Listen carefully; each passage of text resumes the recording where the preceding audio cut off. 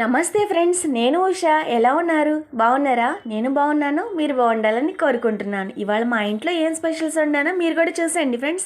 నేను దోసకాయ పప్పు చేశాను. దోసకాయల్లో విత్తనాలు ఇవ్వండి, ఎందుకంటే కండ తీపైంది, దోసకాయలు చేదైనాయి. కొట్టు దగ్గరికి వెళ్తే వాళ్ళు ఇస్తారా ఏంటి? ముందే చెప్పారు, చూసి తీసుకెళ్ళు, మాకు సంబంధం లేదు చేదొస్తే అనేసి. నాకు తెలిసి ఈ ట్రిక్ అంతా ఈ కొట్టు వాళ్ళ సంగతి నేను ఇంకొక వీడియోలో చెప్తానండి. పెద్ద హిస్టరీ ఉంది వీళ్ళకి. ఇప్పుడైతే మా వారి కోసం, మా గోపాల్ కోసం నేను సేమియా పాయసం చేశాను. మేమైతే చిక్కబడిన తింటాము, మా వారికి మాత్రం పల్చగా పాలు పాలుగా ఉండాలన్నమాట. ఇప్పుడేమో ఇది చిక్కబడిపోయింది, ఇంకొక పాలపాటి తీసుకొచ్చి కాస్త బెల్లం వేసి మరి కాస్త మరగనిచ్చి మా వారికి క్యారేజీలో పెట్టేస్తాను.